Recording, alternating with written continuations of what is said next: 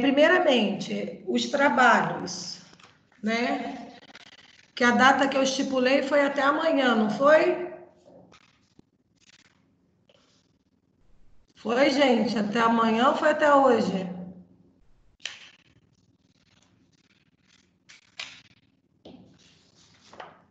Ó, eu ainda tenho bastante trabalho faltando, tá? Uma, duas, três, quatro, cinco, seis, sete, 8 pessoas ainda não me enviaram o trabalho. Então, por favor, me envie até amanhã quem ainda não enviou. No máximo até meio-dia, tá? Porque eu tenho que fazer o lançamento da formativa. Quero ressaltar para vocês que eu recebi trabalhos muito bons, mas muito bons mesmo, né? Me surpreendeu alguns trabalhos em relação à formatação, ao conteúdo, à riqueza de imagens, tá? Foi muito bem elaborado. Então, assim, fiquei muito feliz com os trabalhos que eu recebi, tá? Então, obrigada. E mesmo nesse momento atípico, eu estou vendo que vocês estão se esforçando para estudar. Então, essa disciplina, né, a gente falando de anatomia patológica, hoje a gente vai falar um pouquinho de histologia, mas de citologia oncótica, né? Eu tive um prazer de lecionar essa disciplina para o 6º período, né? Eu acho que no 3º período teve essa disciplina presencial, e aí eu fiz um resumo aqui para vocês, que está dentro da nossa ementa de tópicos especiais 2, tá? Se der algum probleminha aí no slide, vocês vão me passando, que aí qualquer coisa eu viro até, tá? Então, falar de citologia oncótica, né, a gente lembra logo, né, do câncer de colo de útero, né, a gente lembra do papilomas vírus, do HPV, né? Então, a gente vai conhecer um pouquinho hoje do HPV, vamos conhecer, né, que ele não causa só o câncer o câncer de colo de útero, mas tem alguns tipos de HPV que causam outras doenças também não tão letais, né? São doenças benignas, e também pode causar em 99% dos casos de câncer de colo de útero é pelo HPV. 1% é causa idiopática que a gente não consegue ainda associar a um outro fator, tá? Então, ele é um vírus predominante no câncer de colo de útero. Então, ele é um vírus, né, que ele tem um fragmento, um pedacinho de gene de DNA, lembrando que o vírus é uma partícula que tem um pedacinho de gene, né, e que ao penetrar na nossa célula hospedeira, que ele vai conseguir, né, se replicar e retirar todos os metabólicos para sobrevivência e multiplicação, né? Ele tem tropismo pelas células epiteliais, né, e células da nossa mucosa, né? Então, ele não atinge somente as células epiteliais, também células de mucosa. A replicação do HPV ocorre no núcleo das células escamosas, a gente vai ver daqui a pouco no desenho aonde tem essas células escamosas, né? E o ciclo de vida está diretamente ligado ao programa de diferenciação da célula hospedeira. O que ele faz? Ele vai fazer processo chamado metaplasia e displasia dessas células, que daqui a pouco nós vamos ver o conceito. Ele vai mudar a forma daquela célula. Automaticamente, as células juntinhas são células que vão formar os nossos epitélios. Nós temos descritos na literatura científica 150 tipos diferentes de HPV, mas nós vamos ver que somente alguns deles podem causar alguma enfermidade em nós humanos.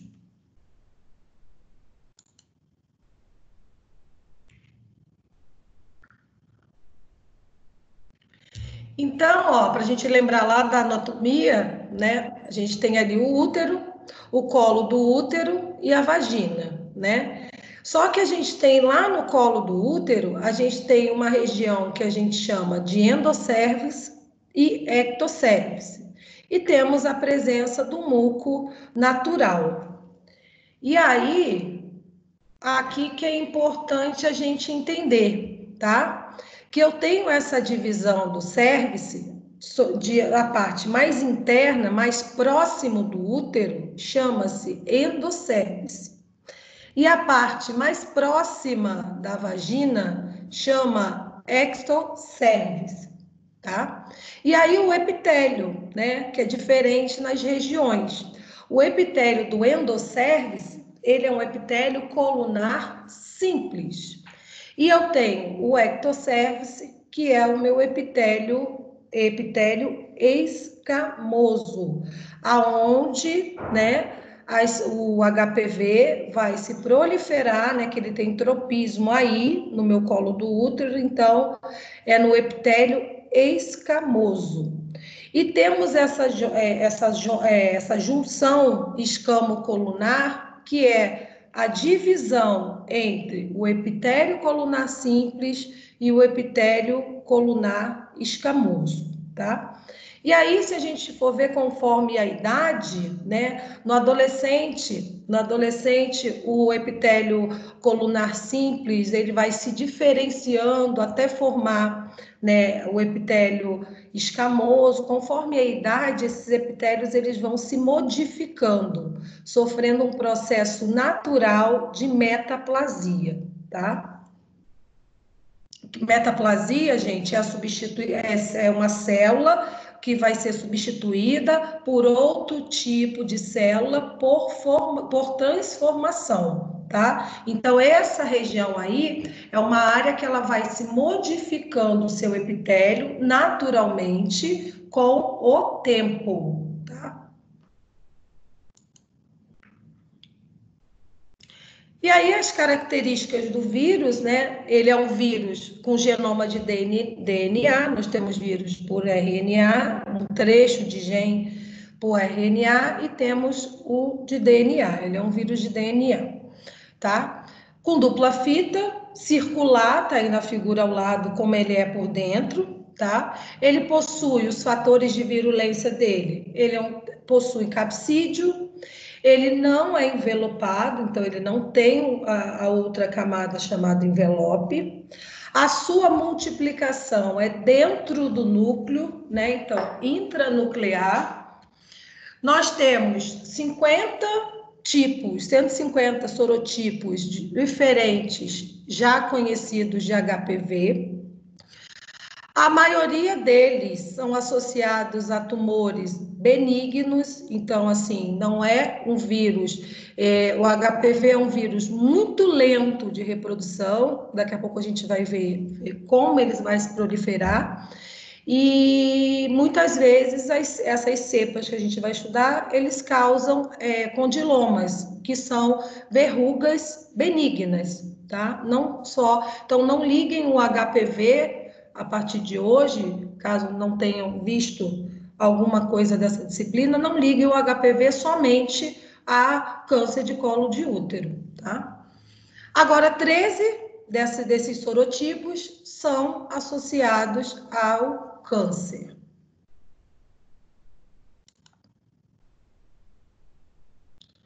Aí, ó, como que ele é a figurinha dele, né? Ele tem a simetria icosaédrica, no qual ele tem 20 faces, né? A estrutura dele do papiloma vírus humano. Esse aqui é a cepa 18, que é a cepa que tem potencial de virulência. E aí aqui que é importante, ó. Então, eu tenho os HPVs, né, aí todos esses descritos aí que podem me causar doença, o tipo 16, por que é importante a gente entender isso? Porque depois lá no final a gente vai falar da vacinação do HPV, tá? Então, ó, eu tenho o potencial de essas cepas aí todas têm o potencial de causar câncer, né? Mas tem uma escala de alto risco, de médio risco e de baixo risco, tá? Então, aí em vermelhinho, né, eu tenho o 16 e o 18, que são realmente os que têm potencial de causar câncer agressivos, principalmente o câncer de colo do útero.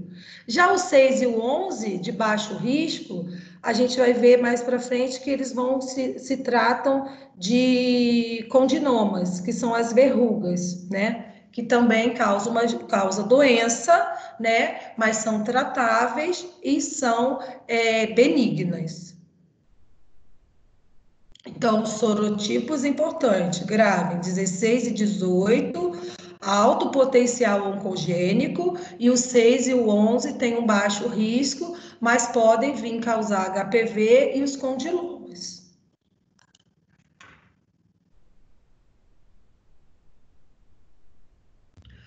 Ali, ó, eu tenho 12, são oncogênicos, têm o potencial de causar o câncer, só que ó, o HPV 18, né, o papilomavírus 16 e 18 são responsáveis por cerca de 70% dos cânceres de colo do útero. Que aí, por informação, ainda é o terceiro tipo de câncer mais frequente entre as mulheres. Já o tipo 6, né, o HPV tipo 6 e 11, estão relacionados às verrugas genitais, que a gente chama de condilomas.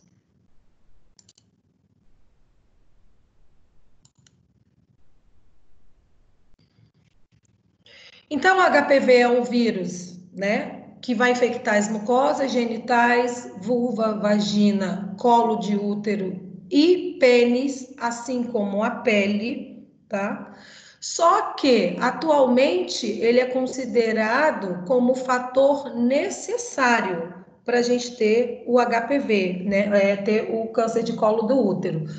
Por quê? 99% das mulheres que apresentam o câncer de colo de útero tiveram contato com HPV, tá? Lembrando que daqui a pouco a gente vai ver uma progressão da doença, que eu posso ter contato com o vírus, né? Ele pode ficar presente ali no meu epitélio e pode sofrer na base de 10 a 20 anos para vir a lesionar o meu epitélio a fim de, no fim, quer dizer, de causar o câncer, tá? Então, a gente tem um agravante. Então, a gente tem todo um protocolo, desde quando a gente descobre que a mulher tem o vírus e tem que fazer os protocolos de acompanhamento para que lá no futuro não se torne um câncer de colo de útero, tá?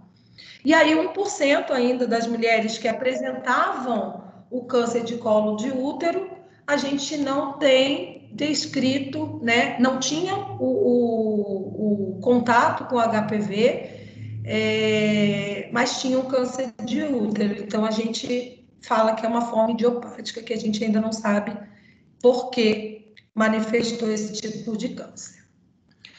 Tá ali, ó, o que eu falei, ó. Eu posso ter o primeiro contato lá, nem que seja na primeira relação sexual. A gente também vai ver que não é só por relação sexual, né? Lá na primeira infecção, e aí algumas semanas o vírus começa a se reproduzir, mas às vezes ele é atenuado naturalmente, tá? Então ele é um vírus que, apesar de ter uma grande chance de vir, né, 99% de câncer de colo do útero, e o terceiro, o câncer mais envolvido em mulheres, né? Mas ele tem um crescimento muito lento, um poder de multiplicação muito lento, tá? Ele vai infectar lá meu epitélio, né? Escamoso, e aí, ó, pode demorar a se manifestar 10 a 30 anos mais tarde, tá? Desde o dia que ela teve o primeiro contato com o vírus, pode ser que dure a vida inteira e a mulher nem saiba que teve contato com o vírus, né? Por isso que a importância do exame de Papa Nicolau.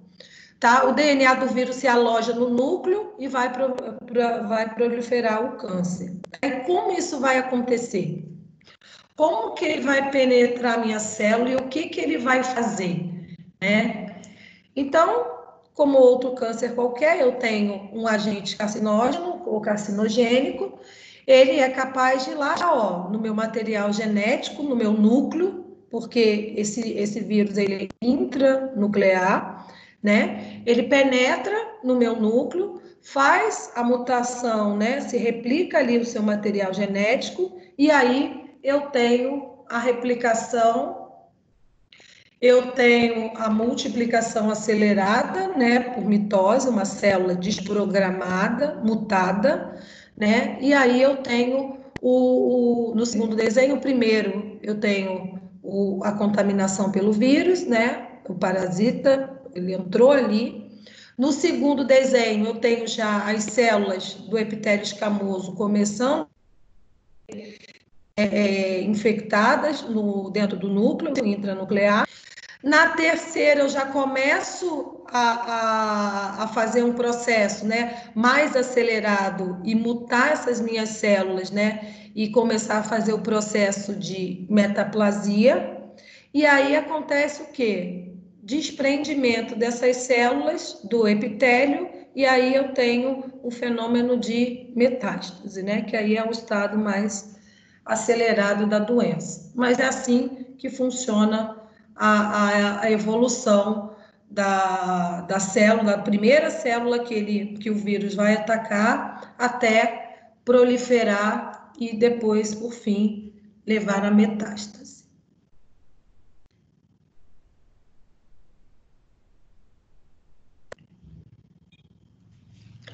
Então, é uma doença, gente, que é uma doença sexualmente transmissível, né? Geralmente não aparece sintomas no primeiro momento, tá? Não apresenta sintomas, ela fica assintomática, né? E aí é a única causa comprovada do câncer de colo do útero, né? Que sempre quando a gente pensa em câncer de colo do útero é o HPV, o agente infectante, né? Então é um pouquinho da logística, como é que esse vírus ele começa a penetrar no nosso organismo. Então o vírus infecta pelo contato da mucosa na relação sexual. Aí a célula infectada começa, né, a se replicar, parasitou a minha célula, o vírus consegue extrair os seus metabólicos para poder fazer a sua multiplicação, e aí eu tenho um sistema imune que 70% dos casos ele consegue debelar essa infecção viral, tá? Mas em algumas mulheres, né? Isso pode demorar um espaço grande de tempo. Repito, ele combate, ele fica em embate com o meu sistema imunológico, e a gente vai subindo e descendo essa carga viral. Então, ele tem um potencial bem brando, bem lento de multiplicação, até se manifestar propriamente dita, conforme depois 10 a 30 anos depois do tempo de exposição, tá? Menos de 1% dos cânceres podem evoluir para câncer de colo do útero, ânus e pênis, tá? E aí ele começa a invadir meu epitélio escamoso, né? E até evoluir para um câncer. E isso eu tenho uma escala que eu vou determinar de como esse vírus vai se proliferando de uma forma e lesando aquele meu sepse lá no colo do útero, tá?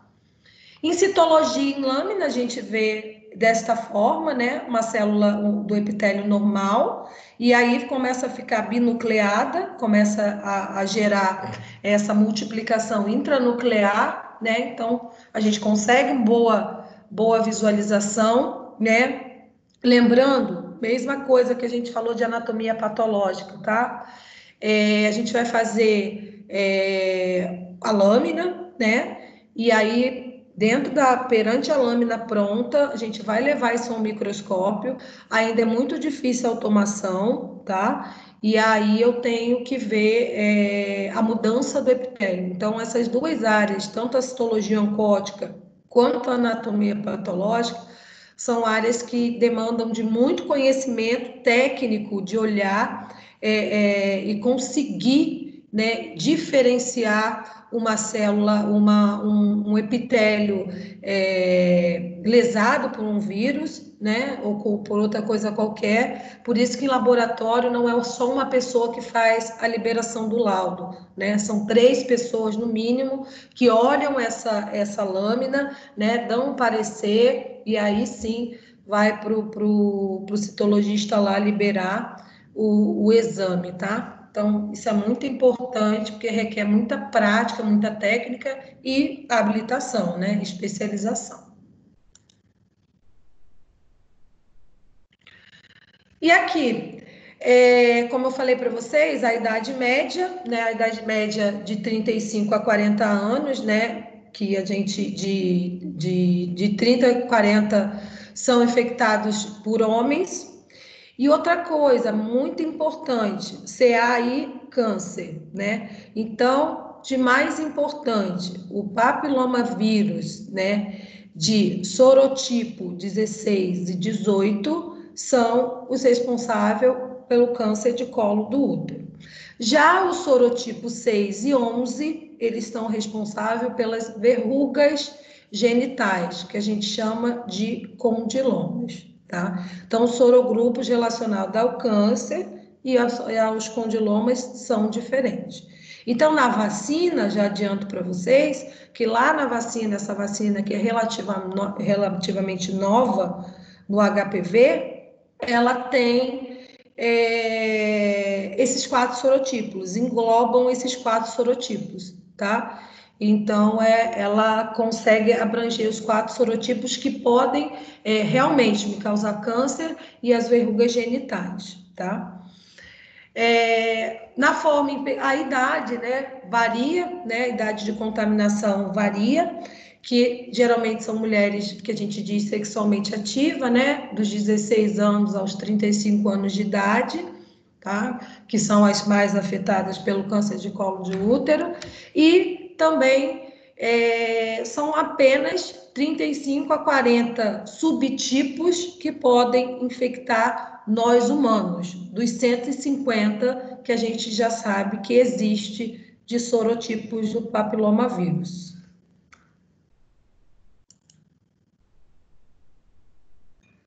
A epidemiologia.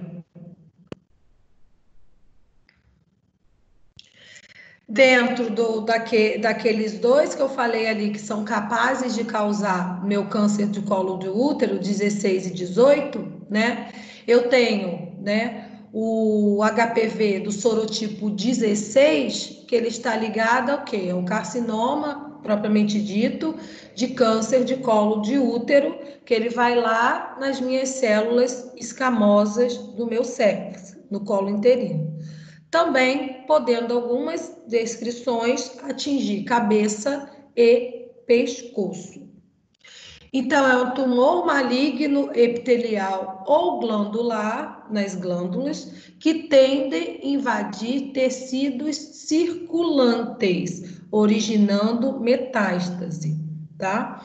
Então, o HPV 16, né, está relacionado ao colo do útero, cabeça e pescoço. E ele tem muito mais agressividade de atingir células, né, adjacentes, células de tecidos adjacentes. Então, ele tem um potencial maior de causar metástase, né? Que é quando tem um desprendimento daquelas células e vão para outros órgãos. Já o HPV 18, os adênomos carcinomas cervicais, são tumores também malignos de um epitélio glandular, vão atingir mais as glândulas genitais, né? Aqui, né? Então, para relembrar aqui, ó, então o HPV ele vai ter tropismo aqui no ectocervice, né, no epitélio escamoso, e aí quando ele penetra aí nesse epitélio, ele vai começar, né, a fazer a mudança nessa célula, tá? Vai começar a fazer essa mudança.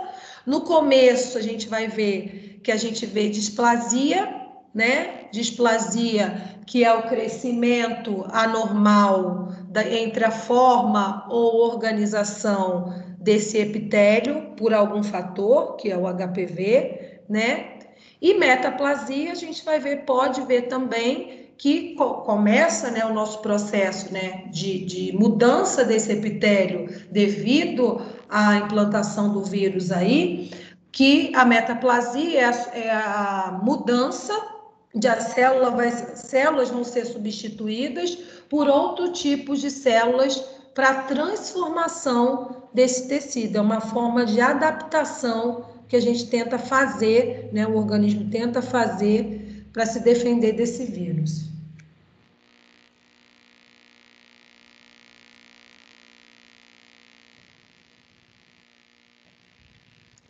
Tá? Então, lá no tipo histológico, a origem do epitélio ectocervice, ó, onde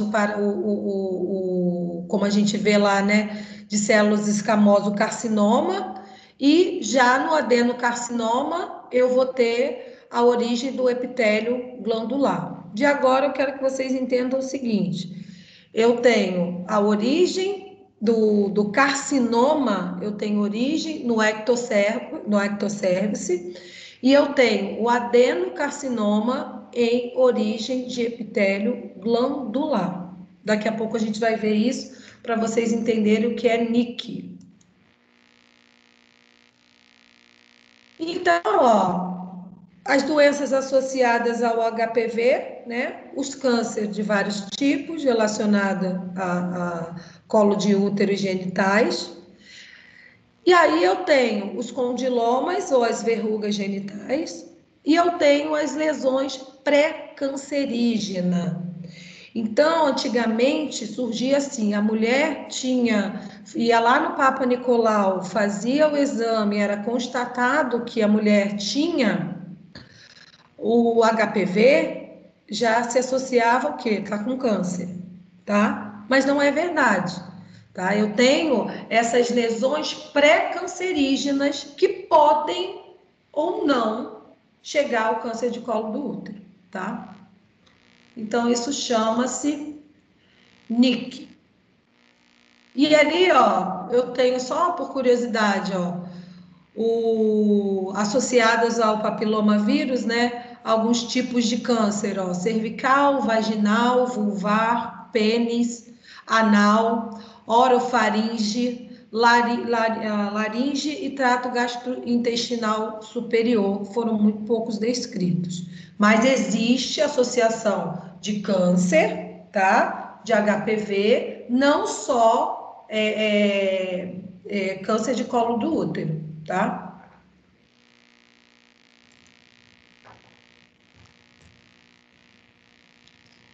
E aqui, isso aqui que é bastante importante, né? Neoplasia intraepitelial cervical. Isso aqui é como se fosse uma escala que a gente vai entender a manifestação do vírus, né? Depois que a gente detecta esse vírus na mulher, tá? Então, ó, por definição, NIC é uma lesão pré-maligna que pode ser identificada por biópsia de colo de útero. O NIC, a classificação por NIC, não fecha ali um diagnóstico de câncer, mas sim que existe uma lesão no colo uterino, que vai variar de baixo risco até o alto risco. É uma escala, tá? De 1, 2 e 3, no qual vai crescendo, conforme vai crescendo o grau de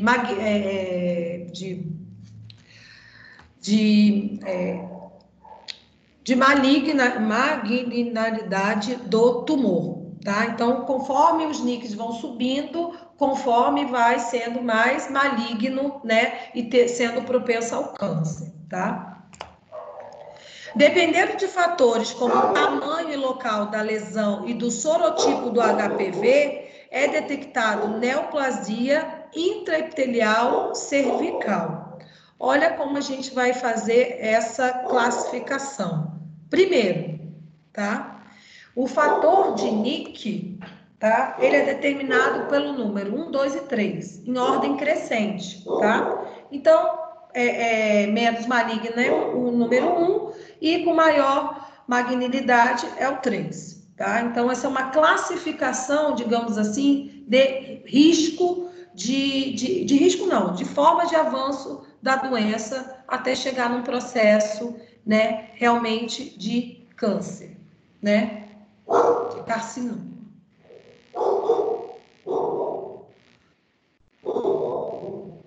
Câncer de colo do útero, ó, isso aqui provavelmente é um NIC2 para um NIC3, tá? O avanço da doença, tá? Até lesar, né? Isso aqui é um exame macroscópio do órgão em si.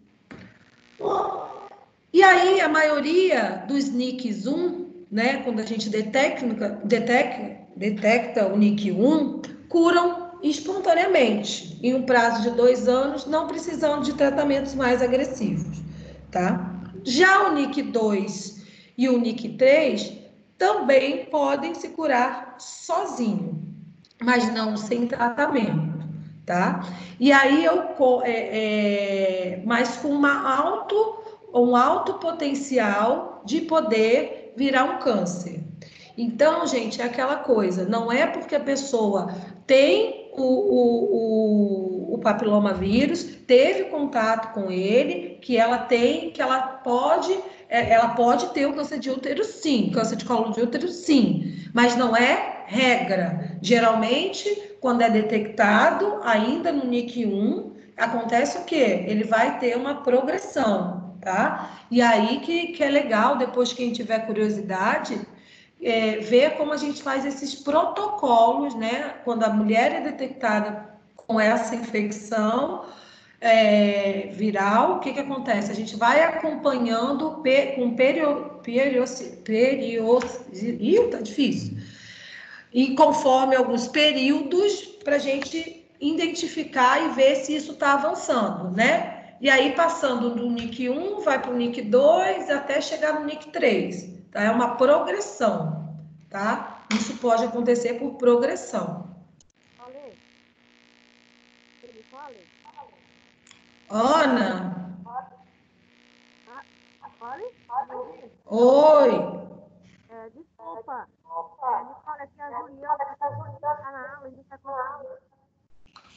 Não tem nenhuma solicitação aqui para mim. Pede para ela entrar e sair de novo. Não tem nenhuma solicitação aqui para mim. Não. E aí, gente, aqui, ó, isso aqui que é importante a gente entender, tá? A gente faz por colposcopia, né? Esse exame, né? Que a gente faz, né? O Papa Nicolau lá bonitinho. E aí eu tenho, ó, o estágio, né? Do NIC 1, eu sofro, né? Lá por displasia leve, moderada e grave. Então já é um progressivo, né? NIC 1, NIC 2, NIC 3, tá? E aí eu tenho a displasia, voltando, o que é displasia? É um crescimento anormal da forma ou organização anormal daquelas células quando ela é infectada por um vírus, tá? Embora ali no NIC 3 diga-se câncer in situ, né, que a gente fala, realmente é um câncer de colo de útero mesmo, a gente não faz só esse diagnóstico, tá?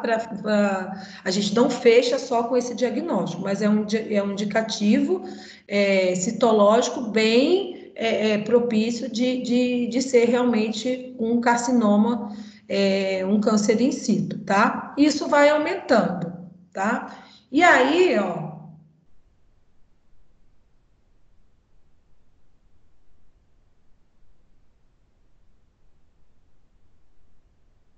da mesma forma, como é que eu vou analisar, né? Isso aqui, gente, então lembrando, ó, vocês podem ver essa figura lá na prova. Isso aqui eu estou analisando o NIC macroscopicamente, né? Pelo exame de Papa Nicolau, e aqui eu estou analisando o quê? Um histológico, né? Aquele que a gente viu na aula passada, tá? Que aí eu vou ver, né? Que eu vou procurar lá na lâmina, é isso aqui, né? Onde a camada basal, ó, das células vão se aumentando de células alteradas, né? E a gente vai ver, ó, conforme vai passando os NICs, né? Chegando até o último de displasia grave, né? Que é o câncer in situ, a gente repara na lâmina que talvez não tenha muita dificuldade quando o NIC está mais alto, por quê?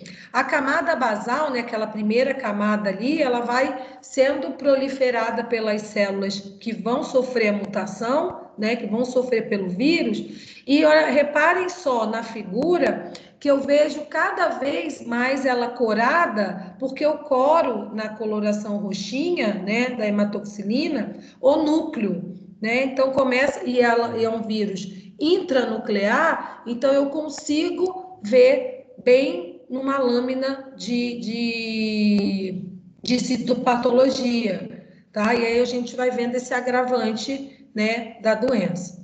Lembrando novamente a dizer, é um exame difícil de se fazer, é um exame que pessoa, não é só uma pessoa que vai fazer, né? Tem exames que a gente já pega direto no NIC3, beleza, já dá para fechar. Mas geralmente entre o 1 e o 2, para a classificação, fica lá para o citologista bem apertadinha para a gente fechar o diagnóstico, tá?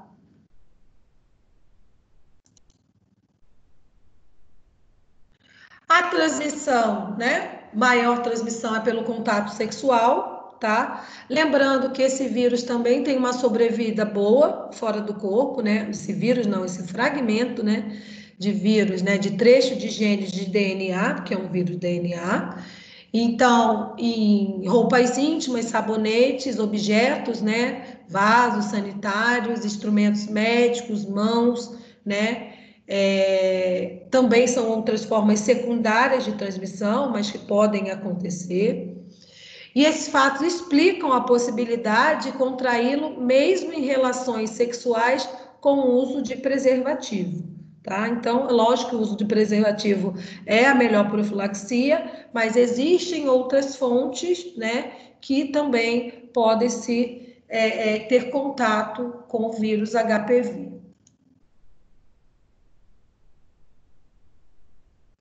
Ah lá, o pico da doença não é mais esse, tá, gente? Porque a idade já aumentou, então é de 20 a 35 anos é o pico da doença, realmente, né? Algumas curiosidades aí, ó, 70% das mulheres sexualmente ativas se infectarão com algum tipo de HPV em sua vida, tá? Aí alguns casos no Brasil, nos Estados Unidos, tá? Mas ainda aquilo que eu falei, é o terceiro câncer ainda, né? Que mata mais mulheres no mundo, tá? É o câncer de colo do útero. Depois da vacina, ainda não temos muitos estudos aprofundados, né? Mas tem já bons resultados de pessoas que vão ter uma prevenção melhor. E aí eu vou passar rapidamente, que eu ia colocar isso mais lá para o final, alguns tipos, né, de verrugas são causadas, fotos mesmo, depois, caso alguém tenha curiosidade, ó, causadas pelo HPV. Vai tá indo bem devagarzinho. Aqui também causando as verrugas orais, tá?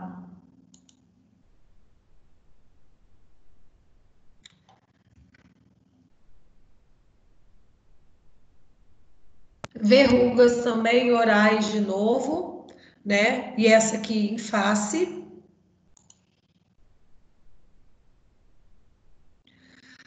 Aqui os condilomas de células escamosas, né? Que vão dar essas protuberâncias, e os carcinomas de célula escamosa, eles ficam com umas bolinhas bem pequenininhas e também com fragmentos de muco, tá? De muco bem amarelado, tá? E a papulose também são verrugas maiores, né? Que a gente também encontra na região anal. Alguns condilomas, né? Verrugas propriamente dito. Por isso também, gente, verruga, não sei se alguém já foi dermatologista, e algumas dessas verrugas que a gente chama de verrugas pigmentadas, né, das cores mais escuras, tal, tem que analisar para ver se não é, se tem que fazer retirada, isso e aquilo, por isso que você faz exames, né? E aí são os condilomas, né, genitais, né?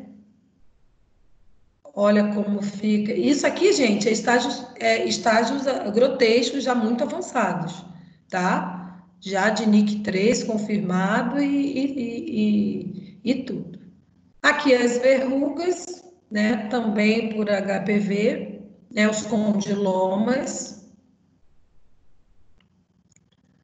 Os condilomas vaginais, ó, e os penianos, né?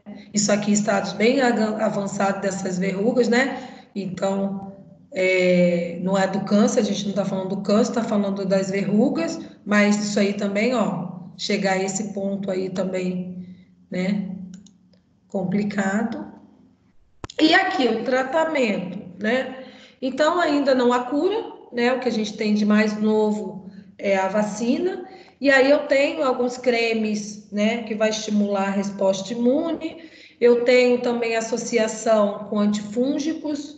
Eu tenho algumas medicações que o mais utilizado é o alfa-interferon injetável, né? Que é um antiviral. E o tratamento, em casos mais graves, eu posso conseguir fazer cirurgicamente a remoção do tumor, mas a infecção eu não vou conseguir fazer, debelar essa infecção. Então, eu tenho que continuar com o tratamento, porque não tem cura, tá? E aí, o mais de novo que a gente tem é a vacina, né? A vacina do HPV, mas aí aqui que eu quero que vocês entendam. Então, a gente tem uma vacina hoje no mercado, né? Eu acho que quem tem filho adolescente, né, já sabe disso, tem que tomar. E aí, o legal dessa vacina é que ela abrange os 4 sorotipos, né, os subtipos do HPV, que podem realmente ter o potencial grande de causar doença. O 6 e o 11, que são as verrugas genitais, e o 16 e o 18, que são os câncer propriamente dito, né? Então, essa vacina a gente chama de quadrivalente, né? Porque ela atinge 4 sorotipos, ou subtipos diferentes do HPV, tá? Então, essa vacina é eficaz, né? Evitando o câncer cervical, o câncer do colo do útero, o vaginal, o de vulva, anal e além do 6 e o 11, né? Os sorotipos, a verruga genital.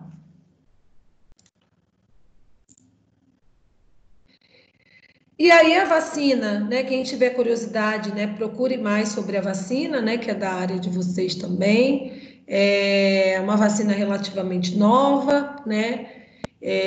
Só ouvi dizer, né? De efeito colateral dessa vacina, eu li uma população no Amazônia que foram algumas adolescentes, né, relacionada, né, ainda está em estudo isso, mas é legal vocês saberem, está relacionada uma população lá do Amazonas que teve a campanha de vacinação do HPV, e depois essas meninas, uma população acho que de 32 meninas, né, tiveram uma reação adversa a essa vacina, que foi a epilepsia, né, uns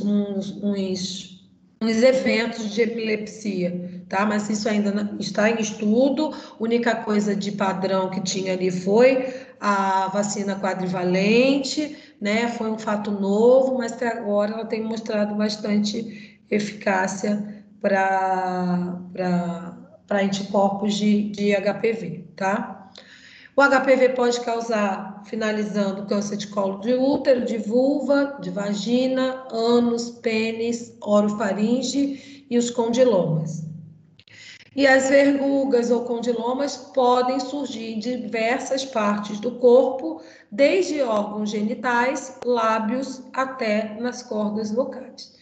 Então, os sorotipos 6 e 11, eles têm esse poder, né, de causar esses condilomas, essas verrugas, né, em qualquer parte do corpo que tenha, né, o epitélio ou a mucosa que ele consiga penetrar, né, parasitar e se multiplicar.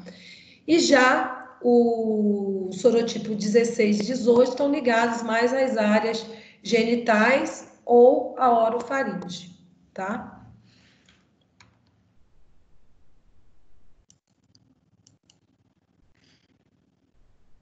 Vamos lá, gente. Dúvidas?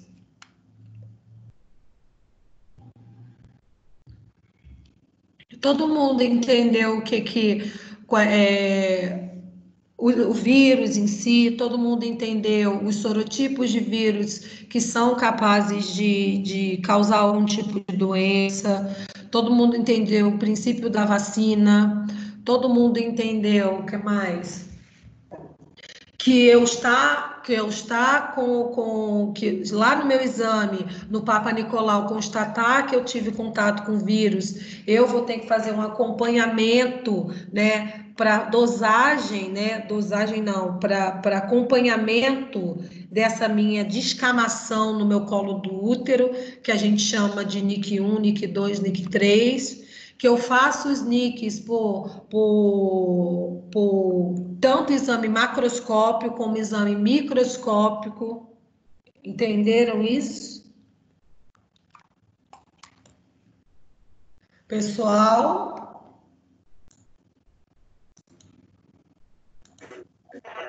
Nicole, dormiu, gente? Nicole, Oi. Oi, Cláudio, estou ouvindo. é um controle, né, que se faz, né? Quando é detectado, não é isso? Tá picotando, eu não estou ouvindo nada. É um controle que se faz da doença, né? Isso aqui é um Pode ser. controle de progressão da doença. Eu estou querendo voltar nele aqui, que é a parte mais importante da aula. Ele, Cláudio, é um controle que eu Oi. faço, é um controle que eu faço, né? Depois que eu detecto que a mulher teve o contato com o vírus, com o HPV, é um controle que eu faço para acompanhar essa progressão. Aí, caiu certinho, ó. Para acompanhar essa progressão, tá? Para que isso não vire, né? Para que isso não vire um câncer, chegue no estado 3, tá? Entendi.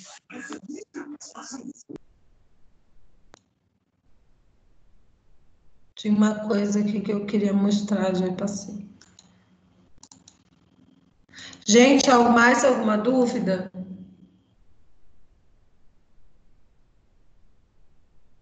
Travou aí para vocês? Nicole, Travou ainda para vocês aí? Então tá mostrando. tá bem devagarzinho.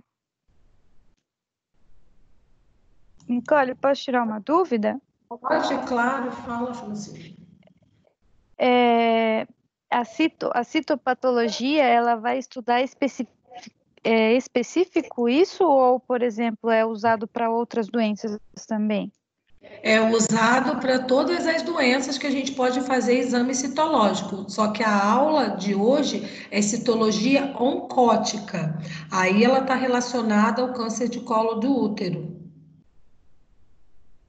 tá? Ah, Entendeu? entendi. Só, Daí a só que a citologia, no caso, é quando coleta a secreção do vaginal, não é isso? isso, E daí isso.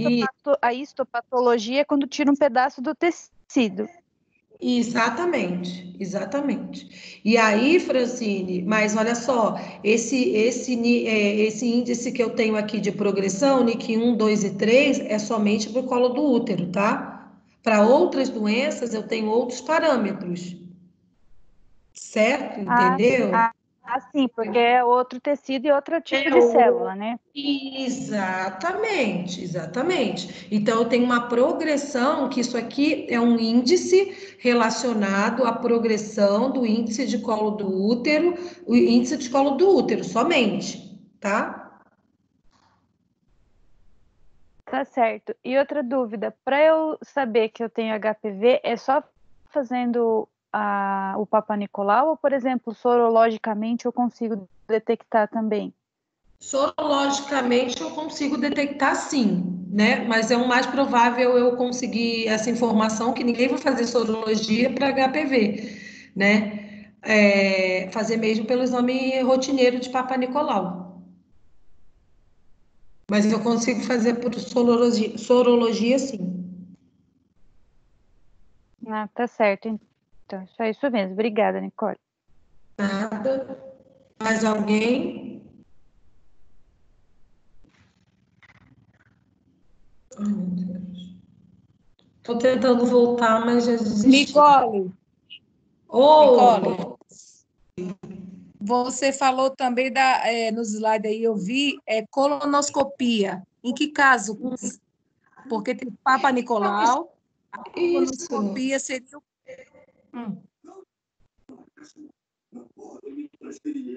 Eu não estou ouvindo, é claro. Papa Nicolau seria para detectar, né? E a colonoscopia? O que eu vou fazer para ver pelos, né? Não estou entendendo. Eu vou fazer esses exames, né, para ver a detecção também pelas vias anais e também pelas vias vaginais, entendeu? Entendi. Mas primeiro é com o Papa Nicolau. Gente, é porque essa aula, assim, eu teria que ter falado essa aula, se fosse uma aula mais extensa, mas de repente a gente fala na aula que vem, é sobre o Papa Nicolau, porque eu vou fazer essa citologia oncótica, primeiramente a triagem é no exame de Papa Nicolau. Depois que eu tiver algumas informações, eu vou fazer outros tipos, né, para poder observar aquele local, tá? Entendi. Ok.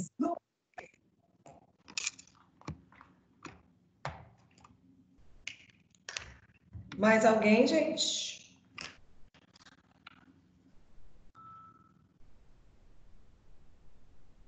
Pessoal, sobre o trabalho, ainda tem gente faltando me entregar o trabalho. Por favor, me entreguem esse trabalho até amanhã, que é a formativa 1. E ó, lembrando que a disciplina ela é a MP. E aí essa pontuação, por exemplo, essa atividade que vocês fizeram, eu tenho que dar 2.500 pontos, eu tenho que dividir essa pontuação, entendeu? Então vai ser uma pontuação bem importante. E o semestre está bem pequeno, tá? Então, tentem me mandar o mais rápido possível para me poder liberar essa nota de vocês, para não ficar pendente. Tá ok? Quem ainda não me enviou, que tem 13 pessoas que ainda não me enviaram. E outra coisa, quem eu não respondi recebido o trabalho, gente, porque é muita gente realmente. Eu peço desculpa, mas aí me dá um toque, tá? Se caso eu não vi. Se eu não coloquei recebido, mas eu acredito que eu li todos, salvei numa pasta e tinham bastante trabalhos bem interessantes, bem elaborados, tá? Mais alguma coisa, gente? Mais alguma pergunta? Mais alguma dúvida do trabalho?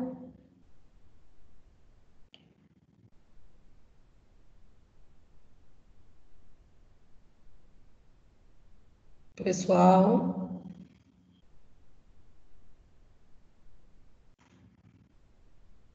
ninguém tem dúvida, vocês já dormiram? No meu caso, eu não tenho dúvida, mas eu tô acordada. Eu tô sem dúvida também. Não dá nem para bater papo com Eu vocês, tô gente, essa acordada também. hora. Não dá nem para bater papo. É a única turma que eu não consigo bater papo porque a nossa aula é 10 horas da noite. Então tá bom, então eu vou dormir, então. Obrigada pela aula, professora. Um beijo, fica com Deus. Oi, Thelma e Rebeca foram a primeira a mandar o trabalho. Mandaram no dia seguinte. Ficou bem legal também. Parabéns, gente. Gostei. Teve uns trabalhos muito legais. A Bruna não Obrigada, está aí. professora. A Rebeca está aqui também. Oi, prof. Foi bom. Das meninas, da Adriana, da Francine, das foi legal. Agora, quem está me surpreendendo, que não está aqui, mas deu um recadinho para ela, é a Bruna.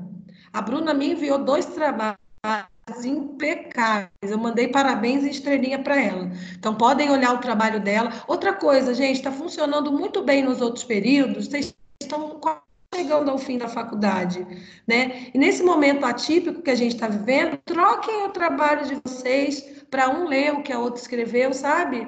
Os meus alunos estão fazendo bastante isso, tá? Porque troca informações, de repente você falou um pouco mais, a outra falou um pouco menos, mas, pô, ficou bem legal os trabalhos, né? Teve um grupo que fez slide, que ficou bem legal também.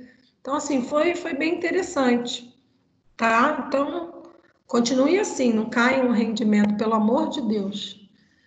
Tá, gente? Então, para vocês, boa noite, até semana que vem. Qualquer dúvida do trabalho ainda, me mandem e-mail agora, eu vou ficar ainda aqui baixando a aula para postar lá.